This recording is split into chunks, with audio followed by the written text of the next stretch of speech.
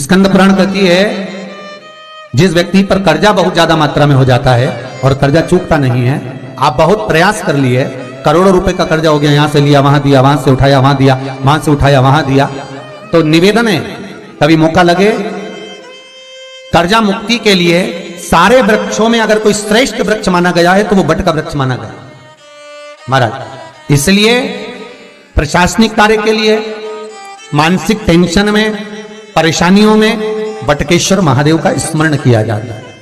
और यदि निवेदन करूंगा बहुत ज्यादा, यदि आपको कर्जा हो गया, बहुत ज्यादा कर्जा हो गया और वो कर्जा चूक ही नहीं रहा, तो थोड़े दिन बड़ के पेड़ के नीचे आप बटकेश्वर महादेव के लिए 1 लोटा पानी, उसमें थोड़ा सा पिसा हुआ चावल पीस के गला लेना चावल को और पीस लेना, पीस के उस पानी में मिला लेना और मिलाकर उसमें थोड़ी सी हल्दी पिसी हुई डालकर बटकेश्वर महादेव के नाम से बड़ के पेड़ के नीचे अपनी कामना कर कर जो कर्जा हुआ है उस कर्जे का भान देते हुए, स्मरण देते हुए छोड़ दीजिए महाराज।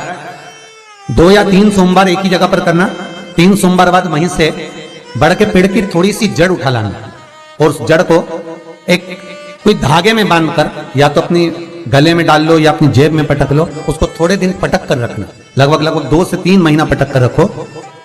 वो जड़ जैसे बड़ का पेड़ विस्तार होता है, पानी गिरे ना गिरे, जल वृष्टि हो ना हो, गर्मी पड़े ना पड़े, उसको कोई फर्क नहीं पड़ता, बड़ का वृक्ष आप रूप फैलता जाता है, उसकी जड़ें अपने आप प्रबल होती है। उसी तरह ये बटकेश्वर महादेव कहीं से भी अगर जड़ आपके पास में रखी है 1 महीना, 2 महीना, 3 महीना तक, तो ये जड़ अपने आप लक्ष्मी को पकड़कर खींच कर लाती है और कर्जे से मुक्त कर दे। बटकेश्वर महादेव का स्मरण सुख का देना हो महाराज। ऐसा कोई कार्य नहीं जिसमें पशुपति व्रत लाख ना करे, बस दिल से अगर आपने पशुपति व्रत करा है, बाबा विश्वनाथ के 5 पशुपति व्रत होते हैं, किसी भी सोमवार से चालू कर सकते हैं। बस करना क्या है, सुबह पूजन की थाली लगाकर लेकर जाना है, शंकर भगवान के शिवलिंग की पूजन करना है मंदिर में, अभिषेक पूजन करो, वो थाली वापिस लेकर आ जाओ, घर में रख दो। उसी थाली में शाम के समय प्रदोष काल में सूर्य डूब रहा हो, उसके कुछ ही समय के बाद आप आनंद में 6 दिए घर से लेकर जाओ, थोड़ा सा मीठा बनाकर लेकर जाओ और 5 दिए शंकर जी के मंदिर में लगाओ। पूजन करने के बाद में मीठे के 3 हिस्से कर दो, 2 हिस्से बाबा के मंदिर में अलग अलग रखिए, एक ही प्लेट में 2 हिस्से नहीं रखना है, दोनों हिस्सों को अलग अलग कटोरी में, अलग अलग दोने में, अलग अलग प्लेट में बाबा को रख दो और एक हिस्सा, एक दिया लेकर आ जाइए। घर के दरवाजे में प्रवेश करते समय राइट भाग में एक दिया घी का लगा दीजिए जो लेकर आए हो मंदिर से, उसको जला के नहीं लाना है, वहीं पर जलाना। दरवाजे के पास आराम से बैठो, दिया जलाओ और प्रसाद लेकर अपनी कामना कर कर घर के अंदर सीधा पांव रखकर अंदर चले जाओ। सवेरे फरियाल करो, शाम को भोजन करो।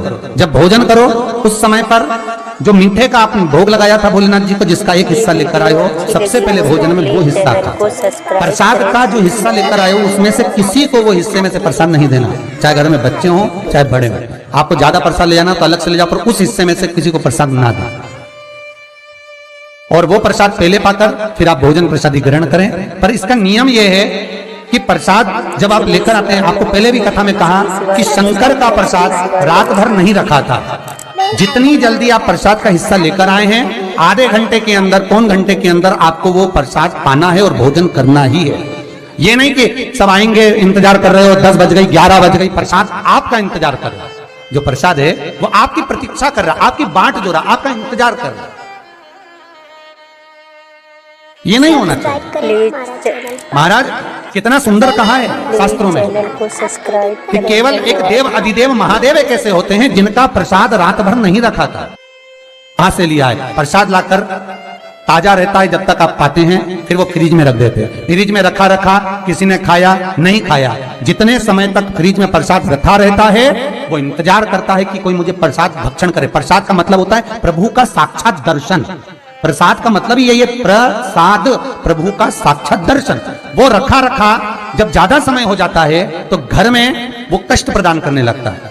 हमेशा याद रखो, प्रसाद जैसे ही आए उसका सही समय पर उसको पाओ। रखे हुए प्रसाद पड़ा हुआ है, फ्रिज में रखा हुआ है, बेटा खाएगा, बहू खाएगा, ये खाएगा, वो खाएगा, फिर धीरे धीरे वो बद्दुआ देना प्रारंभ कर देता है, जिससे घर में बड़ी बीमारी फैलने लगती है, बड़ा रोग आने लगता है। तो लोग सोचते हैं हमारे घर में ना तो हम कोई नशा करते हैं, ना हम कोई चीज खाते हैं, ना हम बाजार का खाते हैं, फिर रोग कहां से आता, फिर बीमारी कहां से आती? अर्थात वो बद्दुआ देता है।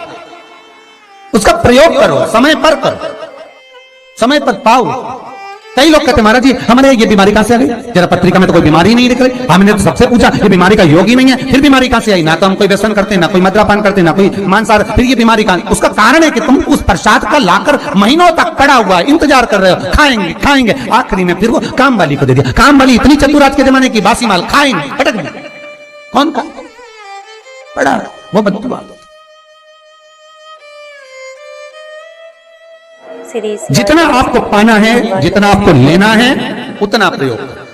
ज्यादा रखकर बहुत दिनों तक पड़ा है, थोर रखिए, मोहन थाल रखा है, लड्डू रखा है, पेड़ा रखा है, कुछ सामान रखा, नहीं नहीं भाई, जितना बने उतना लाओ, नहीं तो किसी को तुरंत बांट दो, समापन करो। पर अपने यहां पर बहुत दिन तक रखकर उसका बाबा स्वयं, मेरा श्री जी बाबा, मेरे तिरुपति बाबा, मेरा गोवर्धन नाथ, मेरा भोलेनाथ, उस प्रसाद के रूप में तुम्हारे घर में कितने दिन इंतजार करे कि मैं तेरे भीतर प्रवेश करूं, पर तू कराए नहीं, पड़ा है, रखा रहने दो, मन नहीं करता। शक्तियों जैसा कर्म मत करो जिससे हमें कष्ट मिले। कई लोग कहते हैं हमने पशुपति व्रत करा, हमारा बहुत काम हुआ। कई लोग कहते हैं हमने करा पर हमको अभी तक उसका कारण है कि तुम बहुत देर तक प्रसाद को इंतजार करा रहे हो। तो बाबा भी आपको इंतजार करा रहा है, मेरा विश्वनाथ भी इंतजार कर रहा है। उस समय अवधि का भान होना चाहिए। श्री शिवाय नमस्तु। निगाह हटी, दुर्घटना अच्छी लगी हो तो प्लीज चैनल को सब्सक्राइब करें। ध्यान रखो, हम कहते हैं कि हम पूजन करते हैं, हम पाठ करते हैं, हम अर्चना करते हैं, हम अनुष्ठान करते हैं, हम भगवान की सेवा करते हैं, फिर दुख हमको ही क्यों आता है? उसका कारण केवल इतना सा कि दुख हम खुद बुलाते हैं, दूसरा नहीं। हम स्वतः पशुपति व्रत 5 व्रत करो। 5 व्रत पूर्ण होने पर कई माताएं कहती है कि बीच में हमारे व्रत छूट जाते हैं रजस्वला धर्म के समय पर, तो व्रत तो करना पड़ेगा पर पूजन नहीं होगी और वो गिनती में भी नहीं आएगा। पर व्रत करना है पर गिनती में नहीं आएगा। मार पूजन भले मत करो, 7 दिन बाद आप जो व्रत करें वो अपने ऊपर है, पर गिनती में नहीं आएगा। व्रत करना पड़ेगा। गिनती में तब आएगा जब दरवाजे पर आप दिया लगाएंगे, जितने दिए आपने लगाए उसी गिनती में आएगा। और महाराज 5 व्रत जब पूर्ण हो जाएं, 5वां व्रत रहे, तब एक नरियल श्रीफल, उस पर एक मोली नाड़ा लच्छा लपेट कर, उस पर 11 रुपए रखकर, कोई आपको किसी को ना भोजन कराना है ना भंडारा करना है, केवल मोली लच्छा लपेट कर 11 रुपए रखकर बाबा विश्वनाथ के सम्मुख में शंकर जी की वो जलाधारी जो गोल है माता जगत जननी का हस्तकमल, उसी पर रख देना है। विनती कर देना बाबा मेरी ये कामना से मैंने ये व्रत किया।